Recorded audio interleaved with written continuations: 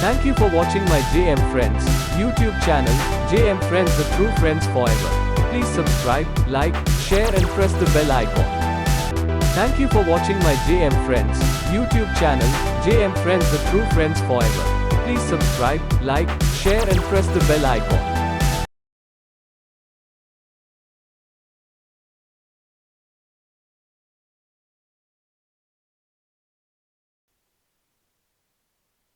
नमस्कार, मैं रवीश कुमार। इजराइल की सेना के बारे में हम सभी ने कुछ न कुछ सुन रखा है। ये है, वो है, आधा अधूरा ही सही, मगर सुना तो है। लेकिन हमास का हमला हुआ नहीं कि इजराइल ने अमेरिका से सैनिक मदद मांग ली। जिस देश की सेना के अभेद्य होने के इतने किस्से हों, अफवाहें हों, वह देश एक झटके में बम से लेकर मिसाइल मांगने लग जाए तो कुछ खटकता है।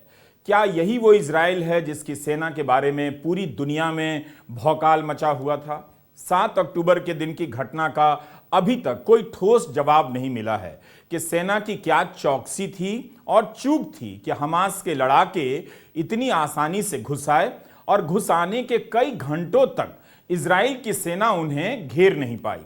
उस दिन को याद कर लगता है कि सेना सीमा को खाली छोड़ छुट्टी पर चली गई होगी।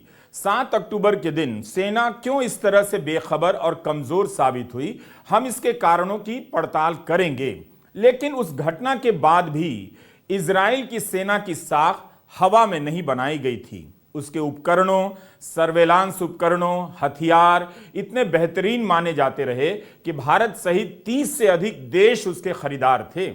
उसकी ट्रेनिंग की भी दाद दी जाती रही है। मध्य पूर्व में इजराइल की सेना को सबसे शक्तिशाली माना जाता है। उन्नत सर्वेलांस सिस्टम है और हथियार भी। यहां मैं अल जजीरा की वेबसाइट पर मिले एक लेख से कोट कर रहा हूं। इस लेख में the international institute for strategic studies military balance 2023 के आंकड़े का इस्तेमाल हुआ है, जिसके अनुसार इजराइल के पास करीब 1,70,000 की सेना है और 4.5 लाख से अधिक की रिजर्व फोर्स है। वायुसेना की क्षमता तो और भी उन्नत मानी जाती है। 43 Apache helicopter, 83 F-15, 196 F-16, 30 F-35 series के लड़ाकू विमान हैं, 142 हेलीकॉप्टर भी हैं, 5 सबमरीन हैं। किसी भी रॉकेट को हवा में ध्वस्त कर देने के लिए आयरन डोम सिस्टम है। इजराइल ने अमेरिका की मदद से आयरन डोम की तकनीक को विकसित किया।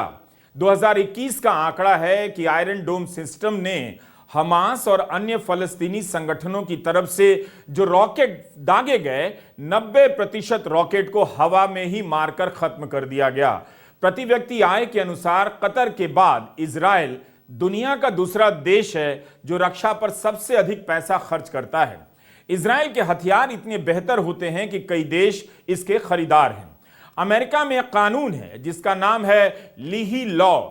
इसके तहत अमेरिका किसी को सैनिक मदद के तहत अगर हथियार देता है तो उसकी शर्त होती है कि हथियार का इस्तेमाल कैसे होगा, मानवाधिकार के उल्लंघन में नहीं किया जा सकता। मगर इजराइल की सेना की किसी भी यूनिट को इस कानून के तहत दंड नहीं दिया गया है। दोस्ती है अमेरिका और इजराइल की। तब भी 15 दिनों से इजराइल की सेना जमीन पर लड़ते हुए बड़ी कामयाबी हासिल क्यों नहीं कर पाई?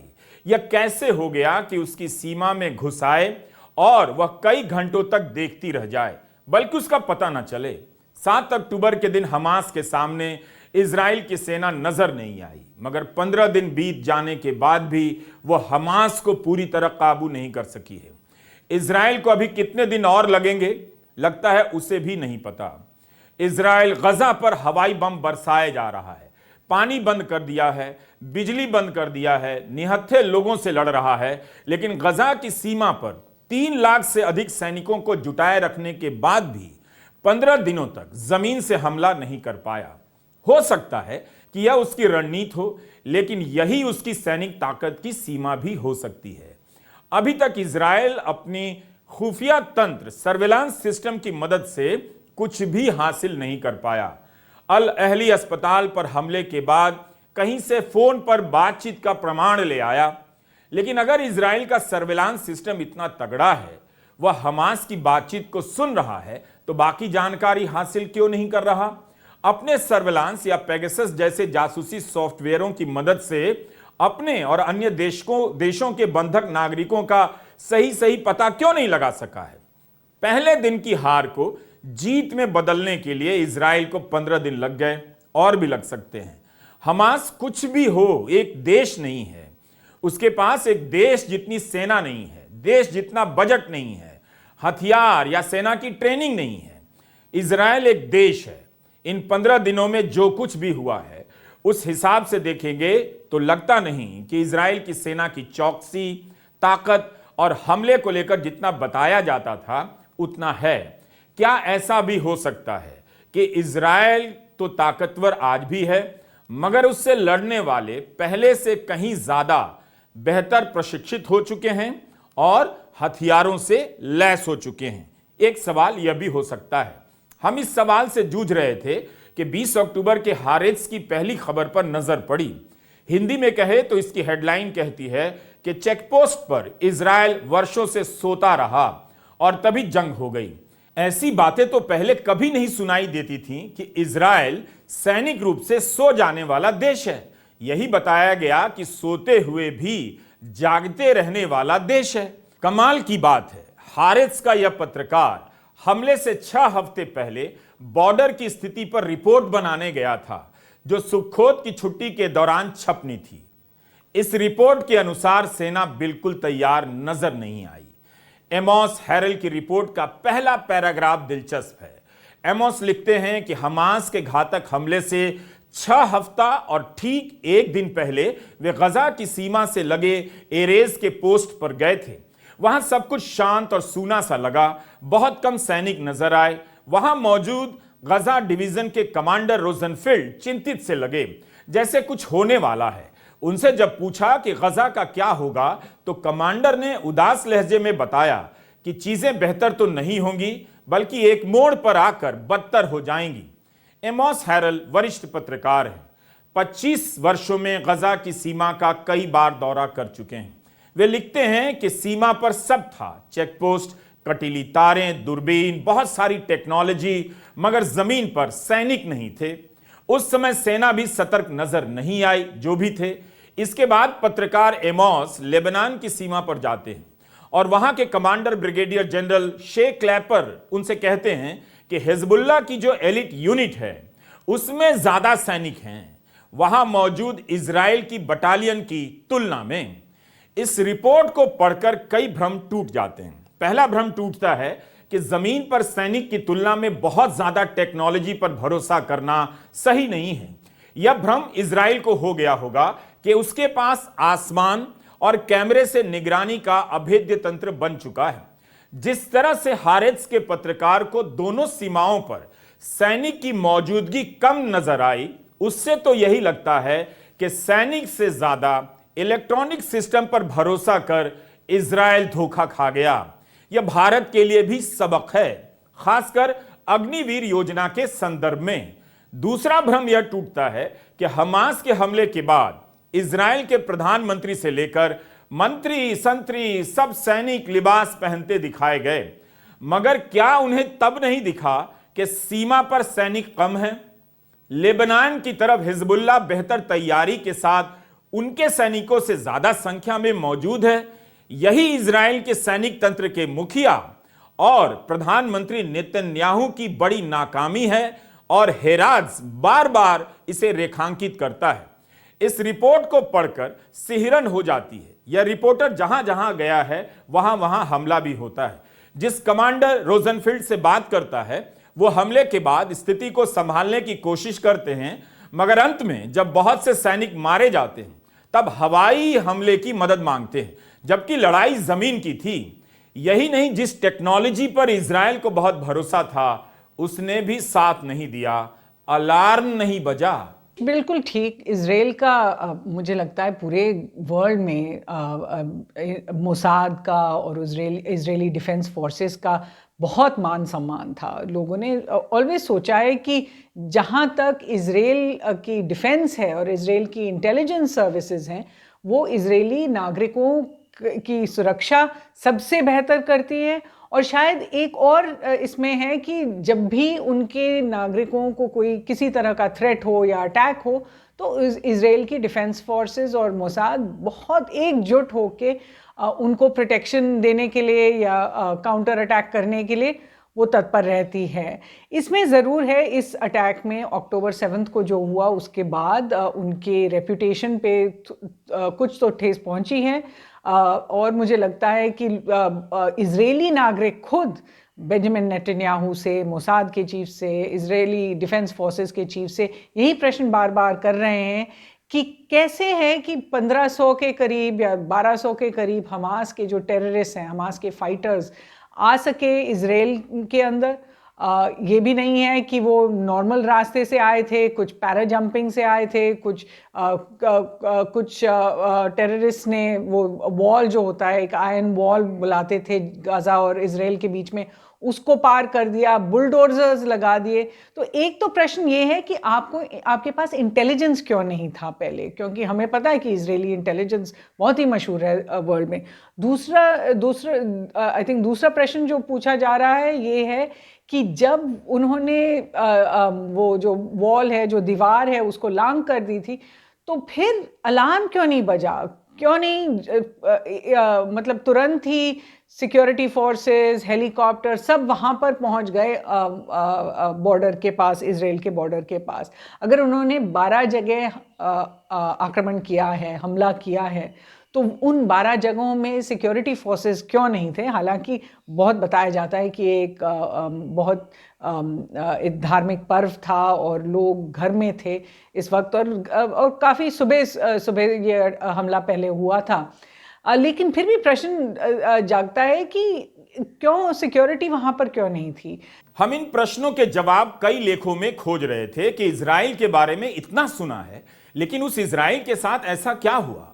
हारिस के पत्रकार ने लिखा है कि लेबनान की साइड में हिजबुल्लाह पहले से कहीं ज्यादा तैयार और ज्यादा संख्या में नजर आ रहा था। इसी संदर्भ में हमारी नजर अटलांटिक वेबसाइट के एक लेख पर पड़ी। एंड्रयू एक्सक्यूम लेबनान में पीएचडी करने गए हिजबुल्लाह पर। इसके लिए 3 साल वहां रहे। वहां उन्होंने हिजबुल्लाह के लड़ाकों से भी बात की और अपने लेख में बताया है कि 2006 में जब हमास ने छोटा सा हमला किया, तब अमेरिका और इजराइल के सैनिकों ने घेर लिया, मगर हमास इजराइल की सैनिक क्षमता से प्रभावित नहीं हुआ। अमेरिका के सैनिकों की ट्रेनिंग से बहुत ज्यादा प्रभावित हो गया। एंड्रयू लिखते हैं कि अपनी गलतियों से सीखने के मामले में इजराइल का रिकॉर्ड अमेरिका से बेहतर माना जाता है, मगर इजराइल की सेना कॉन्स्क्रिप्ट्स और रिजर्विस्ट पर निर्भर करती है। कॉन्स्क्रिप्ट्स का मतलब यही हुआ कि सेना की ट्रेनिंग लेने वाले वो नागरिक जो अनिवार्य रूप से सेवा देते हैं, सेना में रहते हैं, और रिजर्विस्ट वो कहलाते हैं जो ट्रेनिंग लेते हैं और कुछ समय के लिए सेवा करते हैं, फिर कुछ और काम करने लग जाते हैं। जब इनकी जरूरत होती है, सेना की ड्यूटी ज्वाइन कर लेते हैं। एक तरह से सेना अस्थायी हो जाती है और पूरी तरह पेशेवर नहीं हो पाती। जब सेना में जवान स्थायी रूप से भर्ती होते हैं तो उनकी ट्रेनिंग और पेशेवर क्षमता अलग होती है।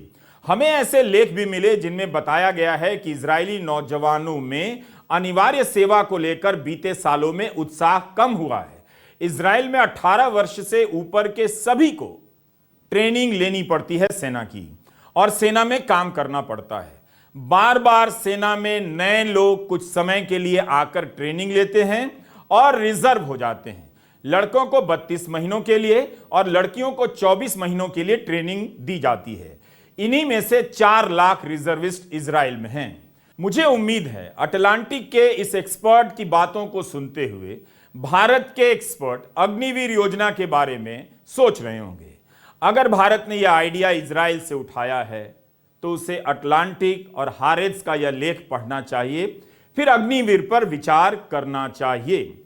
अनुशासन से लेकर सतर्कता के बारे में भारत की सेना कहीं ज्यादा श्रेष्ठ नजर आई, और उसका कारण यही है कि यहां जवान लंबे समय के लिए भर्ती किए जाते हैं और हर समय वह जवान की भूमिका में होता है। इजराइल की सेना में बारी बारी से कोई नौजवान आता है, चला जाता है। इस कारण उसकी लापरवाही कई बार दुश्मनों की निगाह में भी आ जाती है। नागरिक को सेना की ट्रेनिंग देने से वह सैनिक नहीं बन जाता है। कुछ समय बाद वह पिज्जा बर्गर बनाने लग जाएगा तो पिज्जा का एक्सपर्ट बनेगा, सेना का नहीं। उसे वापस सेना में लाकर आप वो हासिल नहीं कर सकते जो एक पूर्णकालिक सैनिक से हासिल कर सकते हैं। अग्निवीर वाले इसे सुन लें। उसके 2 या 3 कारण हैं। एक बड़ा कारण तो यह है कि जो इजराइल की सेना है उसमें जो सैनिक आते हैं वो सिर्फ कुछ समय के लिए आते हैं। वो पूरी तरह से एक वॉलंटियर सेना है। जो भी इजरायली युवक या युवती 18 साल की उम्र पूरी कर लेता है उसको इजरायली सेना के अंदर नौकरी करना जरूरी होता है। एक बहुत ही छोटी सेना है, इसके अंदर करीब 1,70,000 के करीब सैनिक हैं। उसके अलावा रिजर्विस्ट हैं करीब 4.5 लाख, 4,60,65,000 लोग रिजर्व के तौर पर वहां पर नौकरी करते हैं। तो जो सेना है, जो बड़ी सेना है, वो पूरी तरह से वॉलंटियर्स पर है। जो लोग इस तरह से आते हैं, जो सिर्फ शायद जो पुरुष हैं वो 32 महीने के लिए और जो महिलाएं हैं वो 24 महीने के लिए नौकरी करती हैं। तो ये लोग प्रोफेशनल सोल्जर्स नहीं हैं। ये लोग उस तरह के सोल्जर्स हैं, उस तरह के सैनिक हैं जो कि कुछ समय के लिए आए। कोई कंप्यूटर इंजीनियर है, कोई किसी और तरह का इंजीनियर है, कोई और काम कर रहा है, वो आया, उसने नौकरी की और उसके बाद वो वापस चला गया। जो कि अमरीकी सैनिक हैं, अमरीकी अधिकारी हैं, उन लोगों ने ऐसा कहा भी है कि इजरायली सेना का जो जज्बा है, जो काबिलियत है, वो कम होती जा रही है। दूसरी चीज ये हुई है कि इजरायली सेना बहुत ज्यादा टेक्नोलॉजी पर आधारित होने लगी है, सिर्फ मॉडर्न टेक्नोलॉजी की ओर देखती है। उसकी जो जिस तरह की पहले की जो काबिलियत थी, जिसमें कि लोग सैनिक लीडरशिप जिस तरह से काम करती थी, वो अब उस तरह से काम नहीं कर पा रही है। यहां तक कि गाजा के अंदर वो पूरी तरह से इलेक्ट्रॉनिक्स पर, सैटेलाइट्स पर, एआई पर, उस पर आधारित है उनकी इंटेलिजेंस। इस तरह से नहीं उनके पास इंफॉर्मेशन आती है कि लोग वहां पर हों। 2006 के बाद से वहां पर लोग, इजरायली लोग हैं ही नहीं। और तीसरी बात यह है कि जो उनके जो दुश्मन है, जिस तरह से वो अपने दुश्मनों को देखते हैं, फिलिस्तीनियों को या हमास को, उन लोगों से उनका संबंध बिल्कुल टूट गया है। इजरायली सेना को उनकी समझ बहुत कम है। उनकी ना समझ है, ना वो किस तरह से सोचते हैं, वो किस तरह से काम करते हैं, किस तरह से उनका अटैक करने का तरीका है। ये समझ इजरायली सेना के अंदर पूरी तरह से कम हुई है। इसलिए इजरायली सेना की जो परफॉर्मेंस है इस बार जब हमास का हमला हुआ तो वो बहुत अच्छी नहीं रही है। इसमें भारत के लिए संदेश है, अग्निवीर योजना के समर्थकों को अपनी राय में संशोधन कर लेना चाहिए। किसी को पता नहीं था कि इतनी जल्दी इजराइल के मोर्चे पर अग्निवीर योजना की इस तरह की पोल खुल जाएगी। राहुल गांधी ने जब अग्निवीर योजना का विरोध किया तब युवाओं ने भी उनका साथ नहीं दिया, क्योंकि युवाओं को धर्म की राजनीति में ज्यादा मजा आता है। और गोदी मीडिया ने भी राहुल गांधी का मजाक उड़ाया। जो सैनिक को तैयार करने में 5, 10, 15 साल लगते हैं, मिसाइल चलाने में, रॉकेट चलाने में, हथियार को ठीक से चलाने में जो टाइम लगता है उसको भूल जाइए। सिर्फ 6 महीने की ट्रेनिंग की जरूरत है। 4 साल बाद घर वापसी। जब मैं ये बात उठाता हूं तो कहते हैं मैं सेना के विरोध बात कर रहा हूं। मैंने बोला था प्रेस के मित्र हैं, ये भी उनकी बात करते हैं कि देखो भैया,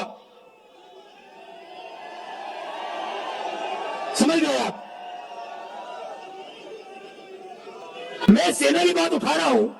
मैं कह रहा हूं कि 15 साल आप सर्विस देते थे, 80,000 युवाओं को देते थे, पेंशन देते थे, अब नहीं दोगे। पहले ट्रेनिंग देते थे, सालों के लिए ट्रेनिंग देते थे, अब 6 महीने की ट्रेनिंग दोगे। अग्निवीर योजना वो लाए और मैं सेना के खिलाफ बात कर रहा हूं। मैं सेना की रक्षा कर रहा हूं, मैं सेना का आदर कर रहा हूं। तो क्या भारत सरकार अग्निवीर योजना को लेकर विचार करेगी? इजराइल का हाल आपके सामने है। इस तरह की योजना मॉल की सुरक्षा के लिए चल सकती है, मगर मुल्क की सुरक्षा के लिए कारगर नहीं लगती। यही नहीं, जेरूसलम पोस्ट और टाइम्स ऑफ इजराइल में छपी एक खबर से पता चला कि आप भले ही 5 लाख लोगों को सेना की ट्रेनिंग दे दें, लेकिन उनके लिए जरूरी सामान, हथियार, बुलेट प्रूफ जैकेट, रात में देखने वाला चश्मा, दूरबीन, हेलमेट, इनका इंतजाम आप नहीं करते। जब आपात स्थिति में जरूरत पड़ती है तो इन सामानों को खोजने लग जाते हैं। इस बार इजराइल ने रिजर्विस्ट तो तुरंत जुटा लिए, मगर इन सामानों की कमी हो गई। यही इस खबर में लिखा है कि हजारों सैनिक जुटा लिए गए, मगर उनके लिए helmet, bullet proof jacket, ceramic vest की कमी हो गई। सैनिक को बंदूक के अलावा भी कई चीजों की जरूरत होती है, जिसके लिए इजराइल को इंतजार करना पड़ा। लोगों ने बुलेट प्रूफ जैकेट दान दिए, मगर गुणवत्ता की समस्या हो गई। सेना को 20,000 हेलमेट और 50,000 सिरेमिक वेस्ट मंगाने पड़े हैं। इसलिए हम इस वीडियो में अलग अलग जगहों पर इजराइल की सेना को लेकर जो विश्लेषण छपे हैं उनसे कड़ियां बना रहे हैं। हम फिर से लौटते हैं अटलांटिक के इस विश्लेषण पर। अमेरिका इजराइल को हर साल करीब 4 अरब डॉलर की मदद देता है, जिससे इजराइल सैनिक साजो सामान खरीदता है। अटलांटिक के इस लेख को पढ़ते हुए हमें हमले के बाद हारेत्स का ही दूसरा संपादकीय याद आया, जिसके बारे में हमने इस वीडियो में बताया था। हारेत्स ने सवाल उठाया था कि क्या ये कमांडर लोग मानसिक रूप से तैयार हैं देश को लीड करने में। अब जाकर हारेत्स के संपादकीय का मतलब सही से समझ में आया कि अस्थायी और तदर्थवाद यानी अडॉकिज्म ने इजराइल की सेना को हाउसिंग सोसाइटी का गार्ड बना दिया है, जो सेना जैसी वर्दी में तो दिखते हैं मगर उनके पास ट्रेनिंग नहीं होती और उन्हें उनकी मजदूरी के हिसाब से पैसे भी नहीं दिए जाते। वे शारीरिक रूप से कमजोर भी होते हैं। जब सेना और खुफिया तंत्र पर टेक्नोलॉजी हावी हो जाए, इंसानी हुनर बहुत पीछे चली जाए, तो उसका नुकसान हो सकता है। पत्रकार सुशांत सिंह बता रहे हैं कि केवल इसका नहीं, इजराइल के भीतर लोकतांत्रिक ढांचे पर जो हमला हुआ उसका भी असर पड़ा होगा। यही कारण है कि अभी तक इजराइल की खुफिया एजेंसी मोसाद भी बंधकों को रिहा कराने में सफल नहीं हो पाई है। हारेत्स में मोसाद के पूर्व प्रमुख का लेख छपा है कि बंधकों की सुरक्षित रिहाई करवा पाना मुश्किल होता जा रहा है। यह मोसाद की हालत हो चुकी है। जो इजराइल की खुफिया एजेंसी है मोसाद, उसके बारे में भी भारत में बहुत ज्यादा धारणाएं हैं। उसकी जो परफॉर्मेंस थी 1950 के दशक में, 60 के दशक में, 70 के दशक में, वह बहुत मजबूत थी, बहुत अच्छी थी। उसने जिस तरह से कुछ नाजी समर्थकों को अलग अलग जगह से लाया और पकड़ के लाए और उनके ऊपर कोर्ट केसेस वगैरह किए, उनका ट्रायल हुआ और बाकी जगह पर भी जिस तरह से काम किया, उससे उनकी एक रेपुटेशन डेवलप हुई है जो कि एक बहुत ही मजबूत, बहुत ही आक्रामक एजेंसी के तौर पर है।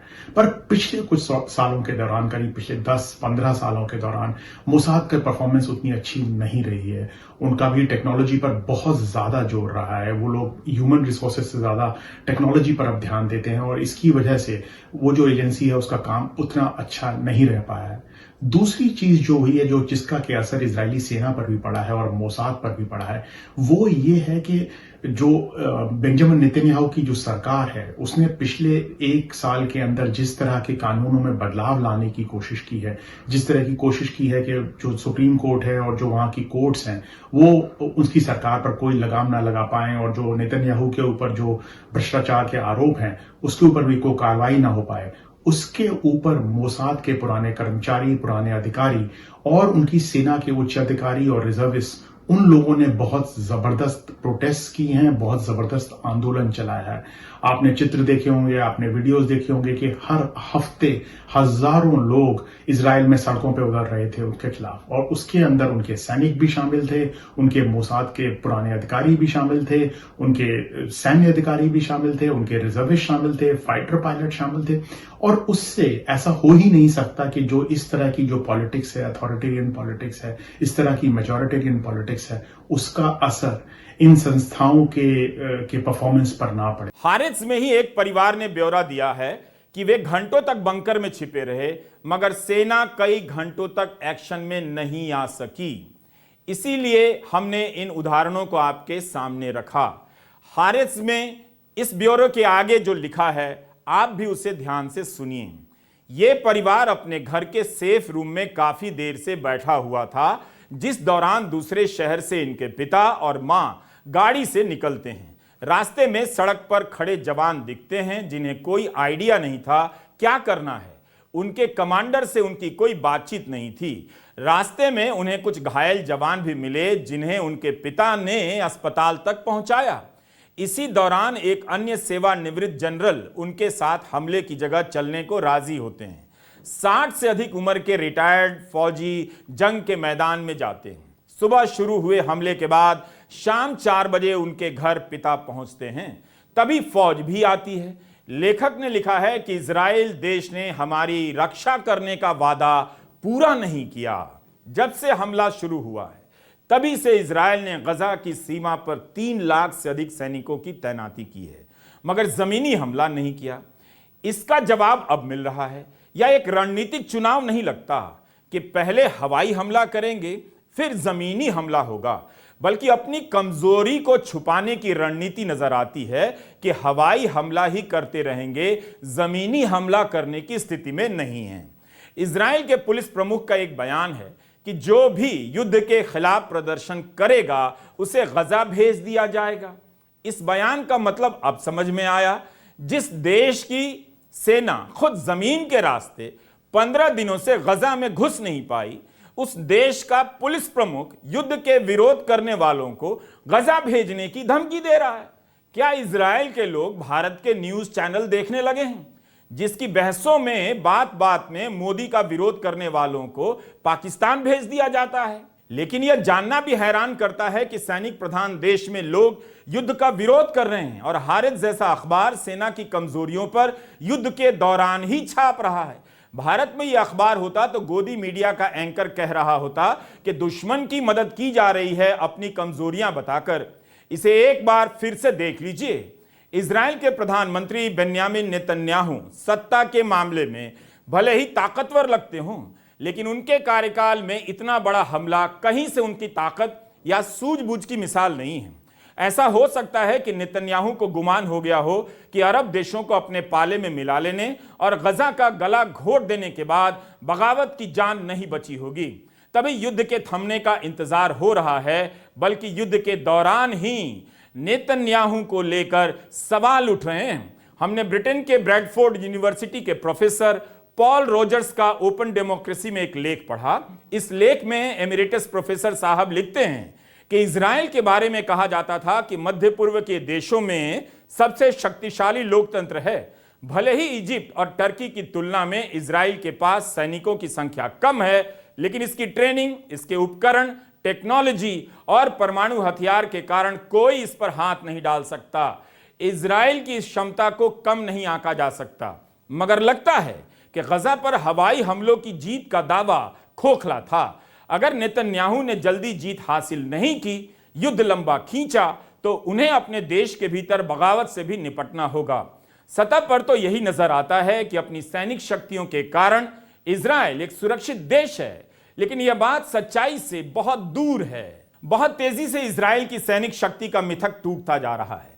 बीते 15 दिनों में इजराइल ने ऊपर से बम बरसाने के अलावा कुछ भी नहीं किया। उसका हवाई हमला बराबरी का भी नहीं है। गजा की तरफ से कोई जंगी विमान उड़ान नहीं भर रहे। इजराइल की एक और कमजोरी सामने आ गई, धार्मिक राज्य होने की कमजोरी।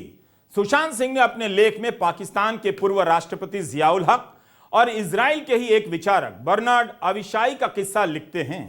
आगे आप उन्हीं से इसका मतलब सुनिए। पाकिस्तान के जो पूर्व मिलिट्री डिक्टेटर थे जनरल जियाउल हक, उन्होंने तो ये खास तौर पे कहा कि 2 ही मुल्क हैं जो कि धर्म के नाम पर बने हैं पिछले कुछ सालों में 20वीं सदी के दौरान, और वो दोनों कॉलोनियल रूलर्स ने बनाए, और वो 2 मुल्क हैं इजराइल और पाकिस्तान। जिस तरह से आप इजराइल के अंदर से अगर यहूदियों को निकाल दें या जो उनकी जूइश रिलीजन को निकाल दें तो कुछ नहीं बचेगा, उसी तरह से अगर आप पाकिस्तान के अंदर से इस्लाम को निकाल दें तो पाकिस्तान में कुछ नहीं बचेगा। ये बात जब इजराइल शुरुआत में बना और जब वहां से फिलिस्तीनी लोग निकाले गए तो उनकी जमीन को कैसे बांटा जाए ज्यूज के बारे में ये समझने के लिए भी इजराइल ने वही तकनीक का इस्तेमाल किया, वही रूल्स का इस्तेमाल किया जो कि पाकिस्तान ने इस्तेमाल किया था जब हिंदू और सिख लोग वहां पर अपनी प्रॉपर्टीज छोड़कर आए थे पार्टीशन के बाद। तो उन दोनों मुल्कों में बहुत ज्यादा समानताएं रही हैं। जो इजराइल के क्रिटिक्स रहे हैं इजराइल के अंदर, उन लोगों ने भी ये कहा है कि क्या इजराइल एक ज्यूइश पाकिस्तान बनना चाहता है? वो क्या सही बात होगी अगर इजराइल एक जूइश पाकिस्तान बनना चाहे? तो यही बात भारत के बारे में जो लोग कहते हैं कि भारत को इजराइल बनना चाहिए, तो शायद भारत इजराइल नहीं, क्योंकि इजराइल और पाकिस्तान तो एक सिक्के के दो ही पहलू हैं। और अगर भारत इजराइल बनने की कोशिश करेगा, जिसकी की कोई जरूरत ही नहीं है, क्योंकि भारत का संविधान है, भारत में सब लोग मिलजुल के रहते हैं, भारत किसी एक धर्म, एक जाति, एक समाज के लोगों के लिए नहीं है, तो ये जरूरत ही नहीं है भारत को इजराइल बनने की। भारत अपने आप में शक्तिशाली है, और शायद अगर भारत इजराइल बनने की कोशिश करेगा तो वो पाकिस्तान बनकर रह जाएगा। न्यूयॉर्क टाइम्स में नेतन्याहू की प्रोफाइल तैयार की गई है। इसमें मार्क लैंडलर ने लिखा है कि नेतन्याहू हमेशा युद्ध से बचते रहे। क्या उन्हें पता था कि उनकी सेना की ये कमजोरियां हैं? अखबार लिखता है कि इसलिए कूटनीति का सहारा लेकर अरब देशों से संबंध भी बेहतर करने लगे, संवाद स्थापित किया। नेतन्याहू ने कई बार इसकी धमकी दी है, युद्ध करेंगे, मगर किया नहीं। ईरान को धमकाते रहे, मगर कोई सैन्य कार्रवाई नहीं की। हवाई हमले किए हैं या स्पेशल ऑपरेशन, मगर पूरे युद्ध से बचते रहे। इसलिए हमास के हमले के बाद उनका वी आर एट वॉर कहना मायने रखता है। यह इस नेता के लिए नया रोल है। उनके लंबे कार्यकाल में इजराइल ने कोई बड़ा युद्ध नहीं लड़ा, कभी पूरी सेना को अटैक का कमांड नहीं दिया गया। उनसे पहले के प्रधानमंत्रियों ने ज्यादा बड़े जोखिम उठाए। 2014 में गजा में सीमित ग्राउंड ऑपरेशन किया गया, जिससे घरेलू मोर्चे पर अपनी छवि सुधारने की कोशिश की गई, मगर अंतर्राष्ट्रीय मंच पर इजराइल की आलोचना हो गई। तब 50 दिन की कार्रवाई में 2200 से अधिक फलस्तीनियों की मौत हो गई थी। नेतन्याहू खुद भी जब फौज में थे तब स्पेशल फोर्स यूनिट में थे। उनके बड़े भाई इजरायली इतिहास के एक बड़े प्लेन हाईजैक की कार्रवाई में मारे जाने वाले इकलौते फौजी थे। आज भी उनका नाम याद किया जाता है। माना जाता है कि इन कारणों से वो युद्ध से बचते रहे हैं और स्पेशल ऑपरेशन में ज्यादा यकीन रखते हैं। मगर इस हमले के बाद उनकी गणनाओं पर पानी फिर गया है। इमरजेंसी सरकार बनाई गई है, वॉर कैबिनेट अलग से काम कर रहा है। वो चर्चिल बनना चाहते हैं, मगर उनको फौज के जनरलों पर विश्वास नहीं रहा, क्योंकि उन्हें वो राजनीतिक प्रतिद्वंदी की तरह देखते हैं। जिस सेवानिवृत्त जनरल ने 2020 में चुनाव में नेतन्याहू को कड़ी टक्कर दी थी, आज उन्हीं के साथ इमरजेंसी सरकार बनानी पड़ी है। न्यूयॉर्क टाइम्स ये सब लिखता है। इजराइल की नाकामी के कई बड़े सवाल युद्ध के खत्म होने का इंतजार कर रहे हैं। शायद इसलिए भी कुछ एक्सपर्ट लिख रहे हैं कि नेतन्याहू युद्ध को लंबा खींचना चाहते हैं। ब्रिटेन के प्रधानमंत्री सुनक से उन्होंने कहा कि युद्ध लंबा चलेगा। उनके रक्षा मंत्री ने संसद में युद्ध के 3 चरण बताकर यह साफ कर दिया है कि युद्ध लंबा चलेगा। पहले चरण में हमास को पूरी तरह खत्म करने के लिए हवाई हमले होंगे, साथ में जमीनी कार्रवाई होगी। दूसरे चरण में लड़ाई कम होगी मगर जारी रहेगी, और तीसरे चरण में वे कहते हैं कि हम गजा में एक नया सुरक्षा तंत्र बनाएंगे। गजा की रोजमर्रा की जिंदगी से इजराइल अलग हो जाएगा और इजरायली नागरिकों और गजा के आसपास के लोगों के लिए सुरक्षा की सूरत हमेशा के लिए बदल जाएगी। जब आप इन सभी कड़ियों को मिलाकर देखते हैं तब समझ में आता है कि सेना को हमेशा पेशेवर होना पड़ता है। इजराइल की सेना के बारे में भारत में खास तरह का प्रोपेगेंडा चलता है। जरूर उसकी सेना से सीखा जा सकता है, मगर हमारा सवाल है कि क्या हमें उसकी कमियों के बारे में पता है? जिस तरह से वहां के अखबार सेना की कमियों को उजागर कर रहे हैं, क्या हम कर सकते हैं? अच्छी बात है कि उसी मीडिया के किसी कोने में उसी की बनाई उन धारणाओं का चूरन भी बना दिया जाता है, जिसे मीडिया आपको लड्डू बनाकर पेश करता है। भारत का मीडिया इजराइल गामी हो गया है। बहुत सारे रिपोर्टर गए, मगर जब नेतन्याहू के खिलाफ इजराइल की जनता लाखों की संख्या में हफ्तों सड़कों पर थी, तब कौन सा मीडिया वहां गया? प्रधानमंत्री मोदी भारत को मदर ऑफ डेमोक्रेसी कहते हैं, लेकिन जब कहीं लोकतंत्र पर होता है तब गोदी मीडिया के ये रिपोर्टर क्यों नहीं लाइव रिपोर्टिंग करने जाते हैं? जब इजराइल में प्रदर्शन चल रहे थे तब क्या आपने वहां से कोई रिपोर्ट देखी? मेरे इन सवालों पर गौर कीजिएगा और इस वीडियो को दोबारा भी देखिएगा। नमस्कार, मैं रवीश कुमार।